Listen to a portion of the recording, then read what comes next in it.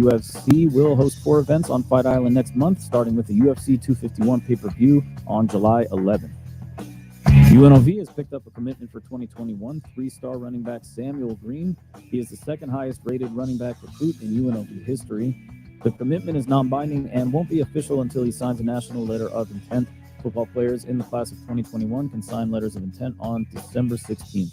And Hawks GM Travis Schlenk said this morning that the NBA has told the league's GMs that the 2021 NBA schedule could be condensed in order to allow the league to remain as close as possible to its current schedule format. NBA's tentative season start date is December 1st.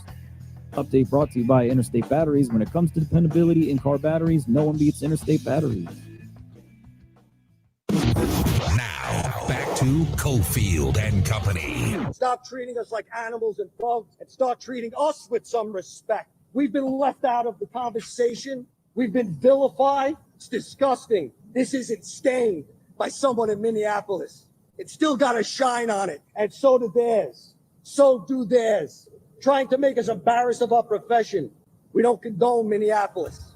We roundly reject what he did as disgusting. It's disgusting. It's not what we do.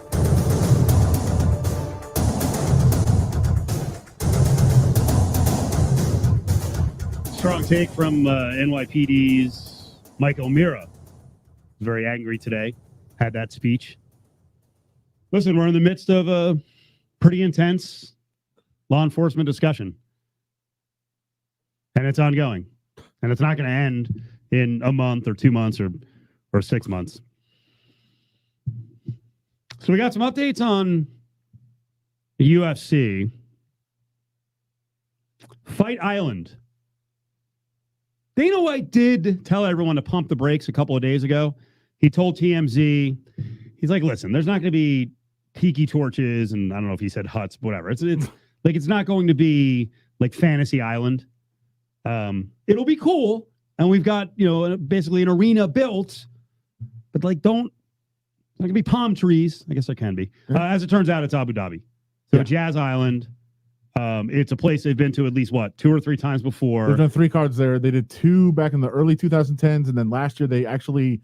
Here's the crazy part about this. They signed an agreement last year that guarantees Yaz Island 5 events in 5 years. So they kind of had to go anyway. So they're going to fulfill all of that basically in a month. Well, I think they have to do pay-per-views. I think they have to do once a year. So they're going to do 1 big pay-per-view on Yaz Island and then stay there 2 weeks, 4 fight cards in 2 weeks. Wow. They're going to do. So the 11th, 15th, 18th, 25th, they'll do fight cards, 1 major card, and then the rest are just decent like fight night cards. But yeah, they'll stay there for a little over 2 weeks. They have a training octagon on the beach, which I'm sure they'll get a lot of good, footage from. A lot of B-roll. Do you remember the last really good beach training videos? Really good ones? Yeah. Well, this is what I remember. Karate Kid? No, what I remember is there was a Bonner Anderson Silva fight. Okay. In Brazil, and they had them both, out there. Oh yeah, on the beach, and then Bonner looked unbelievable from a physique standpoint. I wonder why. Ended up testing positive. He did test positive afterwards, but it was really cool. I think it was Rio. I'll have to look it up, but so they're going to get some good beach photos here. Yeah, because there's a fully dedicated training octagon that'll be on the beach, but the actual event will be in an arena that they've already constructed before. They've turned it into a safe zone where really the only people there are going to be the fighters, the trainers, the staff, and then the workers that will be tested that come onto the island to work. And they're just going to run for a little over 2 weeks. Like the fights will last 2 weeks. They'll be there a little longer with some of the training and some of the media obligations, that sort of thing. But this is not Gilligan. This is not some remote island somewhere that nobody knows where it is. It's Yaz Island over in the UAE, Abu Dhabi. So it'll be cool, but I think some people might be disappointed if they thought it was going to be some, remote island somewhere that nobody'd been to. By the way, time flies. That Silva Bonner fight was almost 8 years ago. Wow. Yeah. In Rio. Yeah. And we've seen, like I said, Karate Kid trained on the beach. There's been some other fighters that have done it in the past. So yeah, it's it's a cool concept. They're already selling merchandise, hats and shirts and all kinds of stuff that you could buy for Fight Island, but it's not a remote island somewhere. It's Abu Dhabi. So we had Arash Markazi on earlier, and we broached the topic of the relationship between ESPN and the UFC.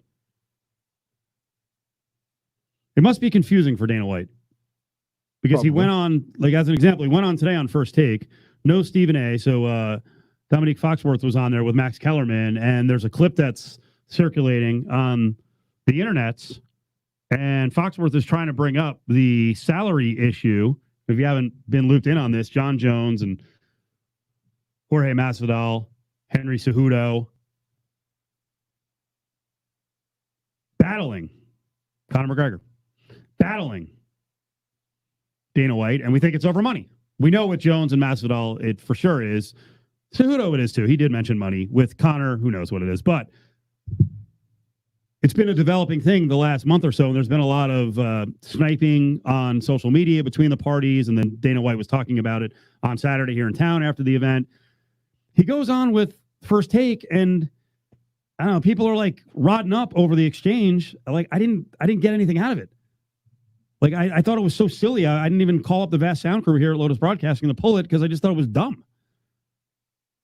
Like Foxworth admitted, like I don't have the numbers. Well, then you can't. Well, nobody does.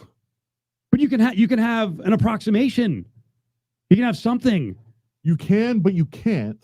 By the way, the only reason people were rodding up that they liked the video is that Dana White said he's not, crying about what's going on now, and then he laid out a scenario, and Foxworth fired back at him. He's like, "Sounds like you're crying," and I thought Dana actually showed good restraint, where he's like, "Not. I was just explaining what's going on," but I didn't like the entrance or the entry by the media side into the conversation.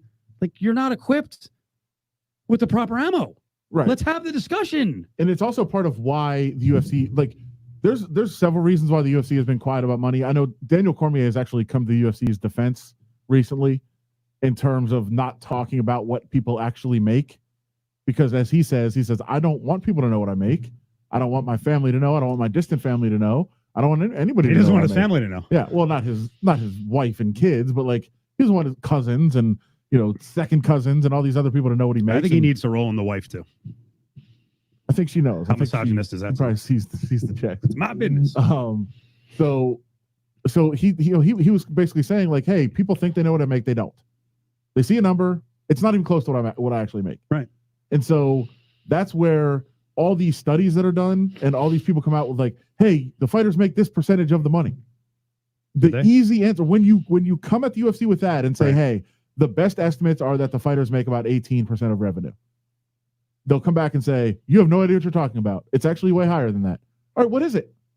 We don't know, and we'll never know. But it's an easy argument for them when you do have the numbers. Right. It's a very easy argument for them to come back and say, yeah, that's not true. You don't know what the actual numbers are. Well, it's been, for people who don't follow the sport, I don't know, I just laughed. Sorry.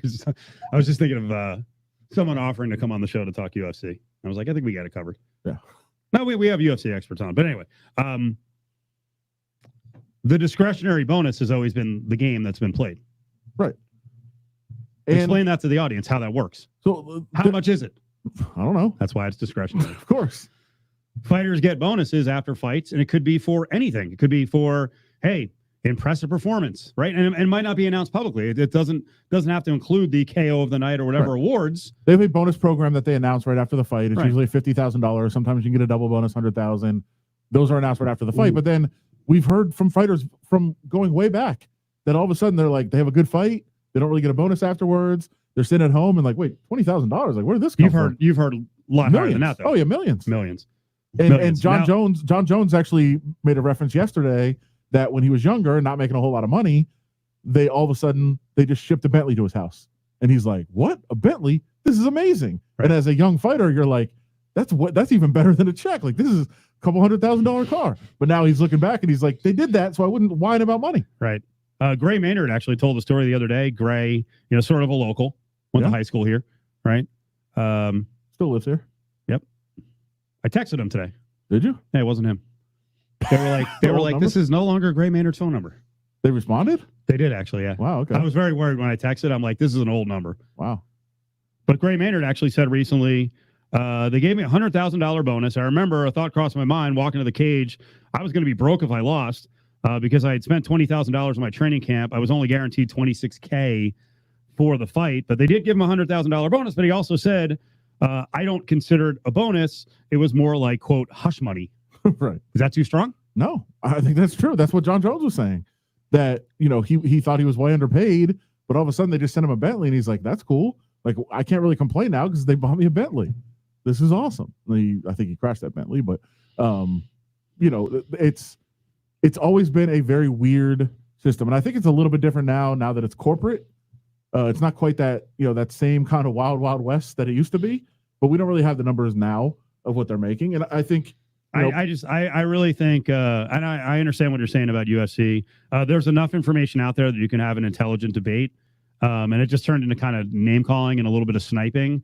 And I don't understand why on First Take, if you want to get into the salary issue, and you're going to have Foxworth and Max on there, then you got to bring in Ariel Helwani or you got to bring in Brett Okamoto if you want to have the discussion, if they're willing to participate in it.